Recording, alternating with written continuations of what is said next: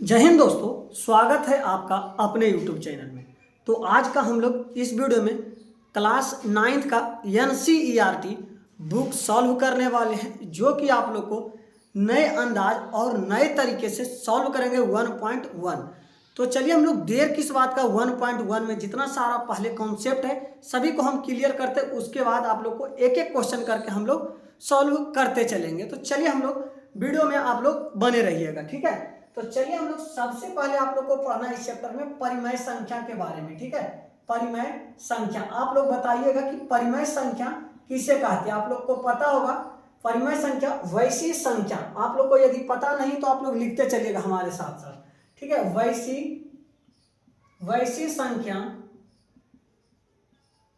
वैसी संख्या जो पी बाई क्यू के रूप में लिखा जा सके और क्यू एक्सकल टू शून्य नहीं होना चाहिए, ठीक है। यदि आप लोग यहाँ पर यल यम भी लिख सकते हैं, यल अपॉन यम, यन अपॉन यम भी लिख सकते हैं, ठीक है। तो आप लोग को जो भी इच्छा हो लिख सकते हैं, नहीं तो आप लोग पी क्यू के जगह अंश और हर भी लिख सकते हैं, ठीक है, अंश बटा हर।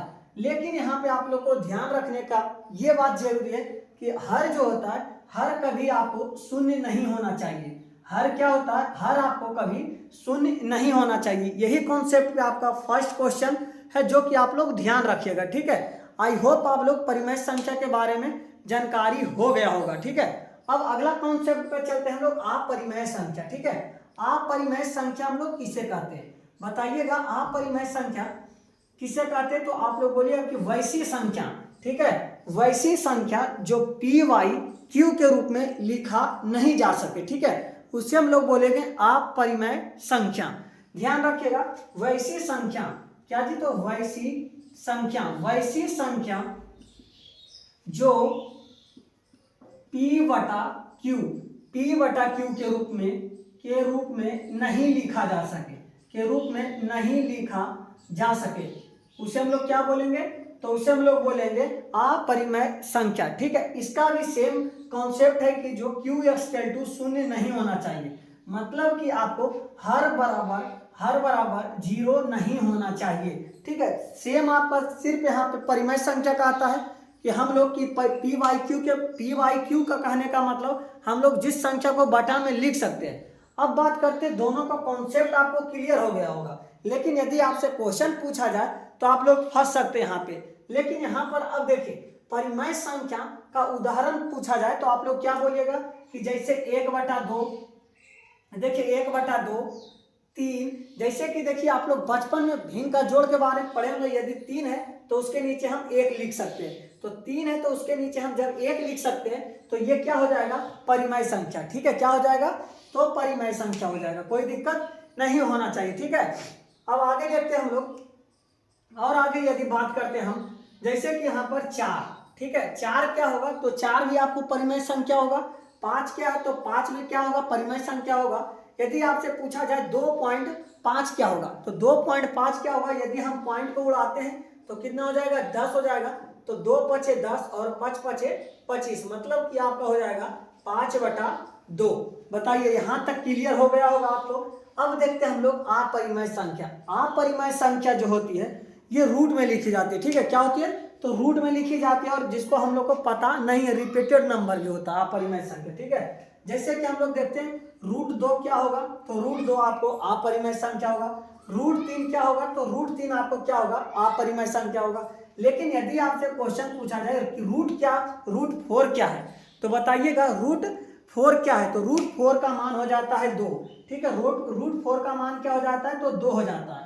तो आप लोग को 2 क्या है, तो हम यहाँ पे बता चुके हैं कि 2 आपका क्या है, तो परिमेय संख्या। 2 क्या है, तो परिमेय संख्या, तो ये अपरिमेय संख्या से निकल जाएगी, ठीक है। अब देखिए आपको रूट यदि 5 पूछा जाए तो √5 क्या होगा, तो √5 आपका अपरिमेय संख्या होगा, ठीक है। अब देखिए आगे कॉन्सेप्ट हम बात करते हैं कि अब एक तो और आपका क्वेश्चन यहाँ से छपती है, ये वाली क्वेश्चन, जो कि आपका क्वेश्चन पूछा जाएगा कि पाई क्या है, तो आप बोलिएगा कि पाई एक अपरिमेय संख्या है। पाई क्या है, तो पाई एक अपरिमेय संख्या है। बताइए ये जो दो कॉन्सेप्ट है आप लोग को समझ में आ गया होगा, ठीक है। तो चलिए अगला क्वेश्चन पे हम सॉल्व कर कॉन्सेप्ट पे चलते हैं कि आपको परिमेय सम संख्या विषम संख्या, ठीक है, सम संख्या विषम सम संख्या विषम संख्या के बारे में चलते हैं।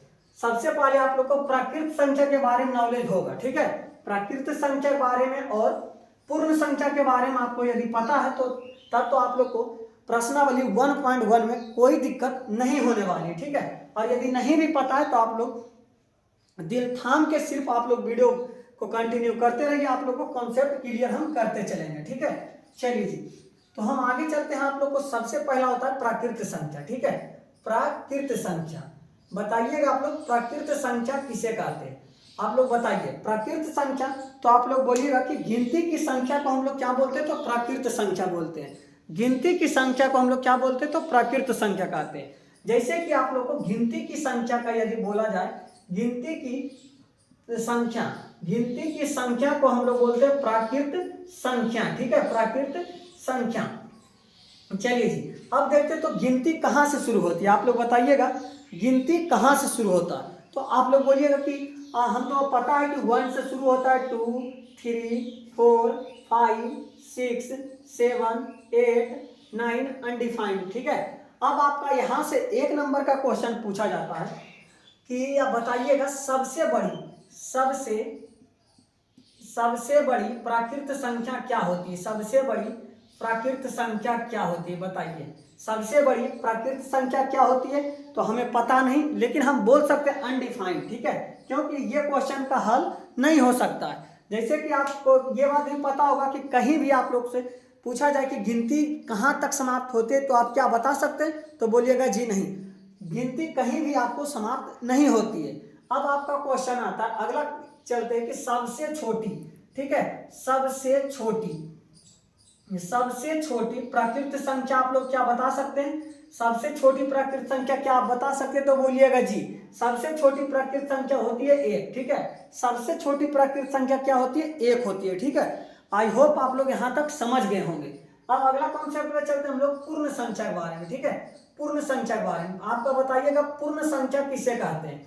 पूर्ण संख्या किसे कहते हैं बताइएगा आप लोग। थोड़ा सा यदि जानकारी होगा, क्या हम 1 से शुरू करते तो कोई नंबर छूट रहा है? तो बोलिएगा जी छूट रहा है। कौन सा नंबर छूट रहा है? तो 0 छूट रहा है। क्या छूट रहा है? तो 0 छूट रहा है। तो पूर्ण संख्या में यदि 0 को शामिल करें, प्राकृत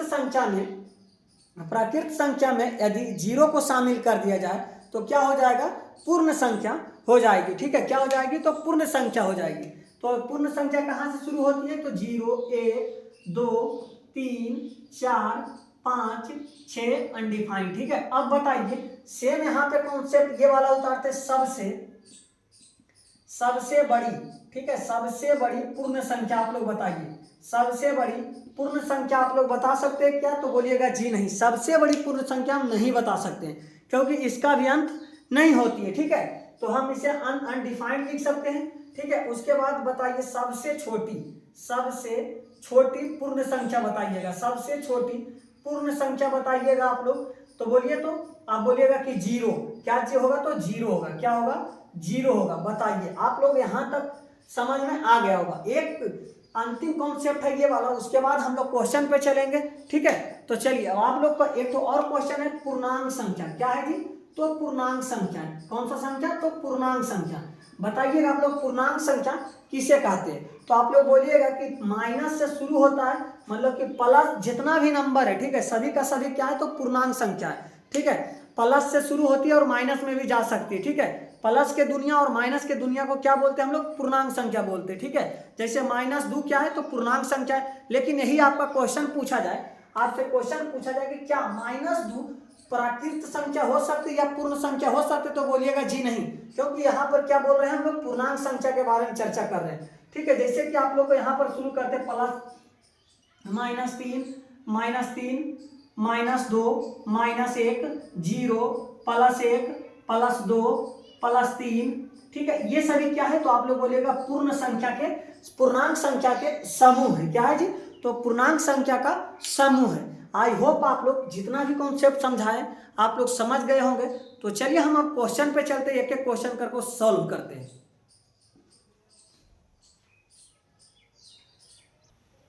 चलिए, तो आपका क्वेश्चन है कि क्या 0 एक परिमेय संख्या है?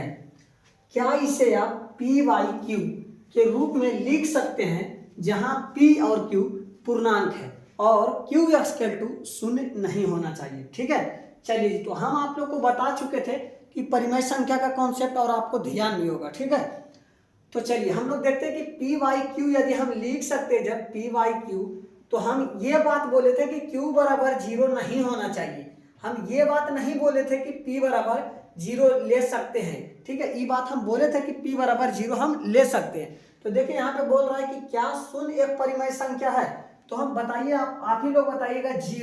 जीरो बटा एक हम लिख सकते हैं कि नहीं लिख सकते, तो बोलिएगा जी। 0/2 लिख सकते हैं कि नहीं लिख सकते, तो बोलिएगा जी।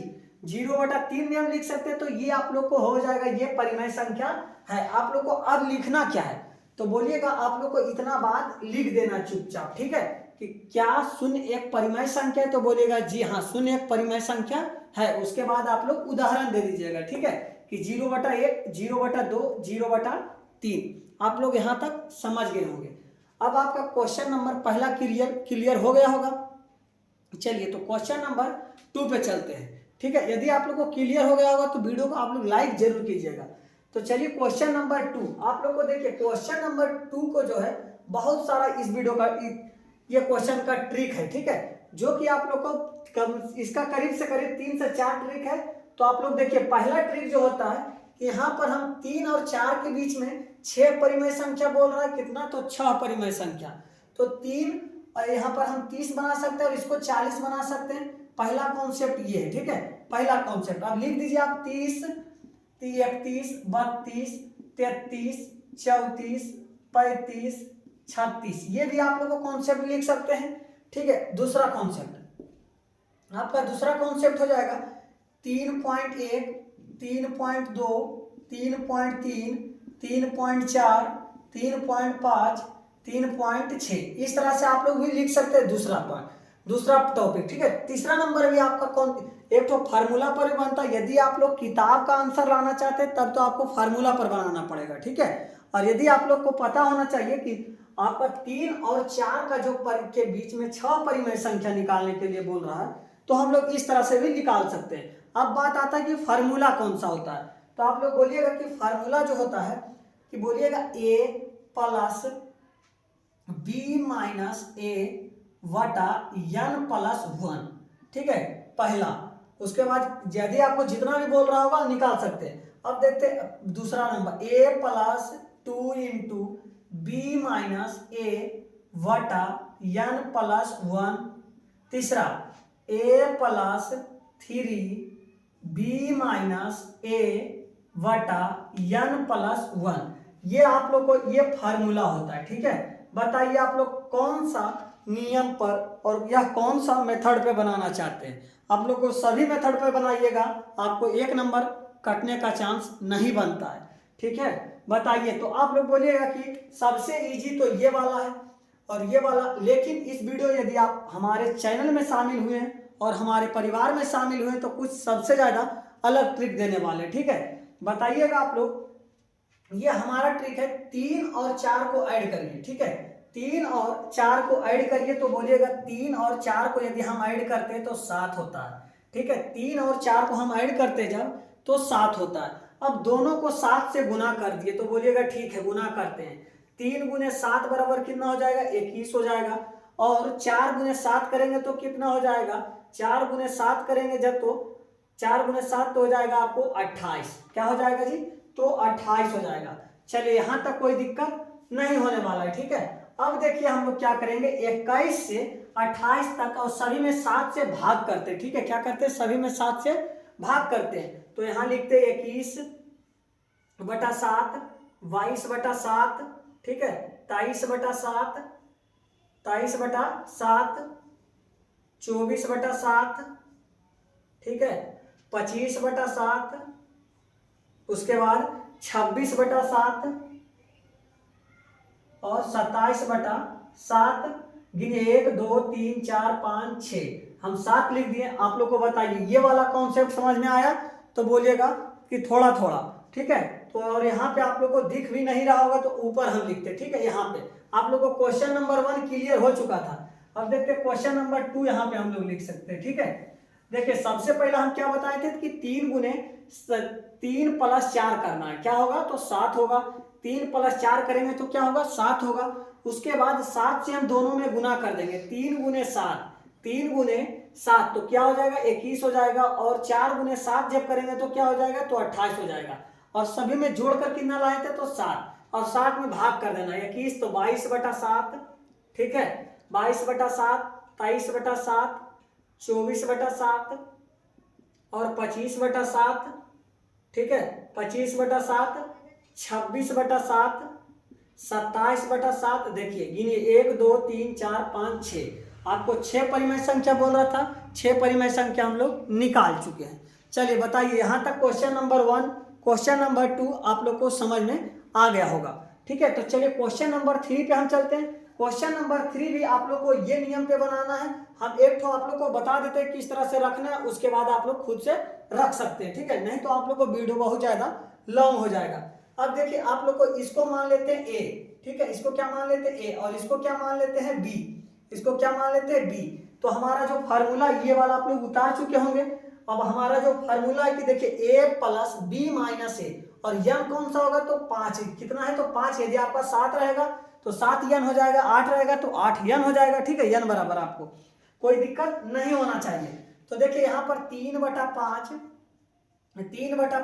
प्लस b - a, तो b कितना माने 4/5, 4/5 माइनस a कितना है तो 3/5, 3/5। उसके बाद n + 1, n + 1 मतलब 5 और 1 6, तो 5 + 1, ठीक है। इसी तरह से आप लोग को यहाँ पर रख सकते हैं a कितना है तो 3/5, उसके बाद 4/5 माइनस 3/5, उसके बाद कितना हो जाएगा तो 5 + 1, ठीक है। इसी तरह से आप लोग को करते जाना, यहाँ पर 2 से सिर्फ यहाँ प्लस 2 से गुना करना है। उसके बाद सेम बात लिखना है यहाँ पे भी 3/5 प्लस 3 × 4/5 माइनस 3/5, उसके बाद n + 1 मतलब 5 + 1। बताइए इसी तरह से आप लोग को सॉल्व कर लेना है, ठीक है। तो आप लोग को question number 1, question number 2, question number 3 आप लोग को समझ में आ गया होगा। तो एक क्वेश्चन और बाकी आपका क्वेश्चन नंबर 4, ठीक है। आपका क्वेश्चन नंबर 4 बोल रहा है आपका, जो कि काफी इजी है। इसमें बोल रहा है नीचे दिए गए कथन सत्य है या असत्य है, कारण के सहित आपने उत्तर दीजिए, अपने उत्तर दीजिए। देखिए आप लोग को यहाँ पे देखते हैं हम लोग, ये छोटा सा क्वेश्चन हम लोग सॉल्व कर लेंगे बहुत जल्दी, ठीक है। चलिए जी क्वेश्चन नंबर 4, आपका क्वेश्चन नंबर 4 बोल रहा है, आपका क्वेश्चन नंबर 4 बोल रहा है कि प्रत्येक प्राकृत संख्या। तो आप लोग को प्राकृत संख्या के बारे में पता है कि प्राकृत संख्या किसे कहते हैं, तो बोलिएगा कि जी अभी अभी हम याद किए हैं प्राकृत संख्या के बारे में। तो बोल रहा है कि प्रत्येक प्राकृत संख्या एक पूर्ण संख्या होती है, तो बोलिएगा जी ये बात होती है, प्राकृत संख्या जो होती है पूर्ण संख्या का ही समूह है, ठीक है। चलिए तो आप लोग को पहला हो जाएगा सत्य, पहला क्या हो जाएगा जी तो सत्य हो जाएगा। क्या लिखना है कारण में आप लोग लिखिएगा कि जो पूर्ण संख्या का समूह होता है वो प्राकृत संख्या होती है, ठीक है। अगला क्वेश्चन, क्वेश्चन नंबर 2 बोल रहा है प्रत्येक एक पूर्ण संख्या होती है, प्रत्येक पूर्णांक एक पूर्ण संख्या होती है, तो बोलिएगा जी नहीं। पूर्ण संख्या आपका पहला क्वेश्चन का सत्य हो जाएगा, दूसरा नंबर का क्या हो जाएगा तो आप लोग बोलिएगा दूसरा। पूर्ण संख्या कहाँ से शुरू होती है तो पूर्ण संख्या होती है आपको 0 से शुरू, 1 2 3 4, ठीक है, ये आपका पूर्ण संख्या। लेकिन आपका पूर्णांक संख्या जो होती है, पूर्णांक संख्या जैसे -1 -2 -1 0 1 2 3, तो आप लोग बताइएगा क्या हो सकता है तो बोलिएगा असत्य। जैसे कि हम उदाहरण में ले सकते हैं -4 क्या मिलेगा आपको पूर्ण संख्या में, तो बोलिएगा जी नहीं, -4 जो है आपको पूर्ण संख्या में नहीं मिलेगी। आपका अंतिम क्वेश्चन है कि प्रत्येक परिमेय संख्या एक पूर्ण संख्या होती है। ये क्वेश्चन को आप लोग कमेंट बॉक्स में आंसर बताना है, ठीक है। तो यदि आप लोग को 1.1 क्लियर हो गया होगा तो आप लोग वीडियो को लाइक कीजिए, और यदि 1.2 का वीडियो चाहते तो आप लोग कमेंट बॉक्स में जरूर बताइएगा, ठीक है। तो चलिए हम लोग मिलते हैं नेक्स्ट वीडियो में, जब तक के लिए जय हिंद।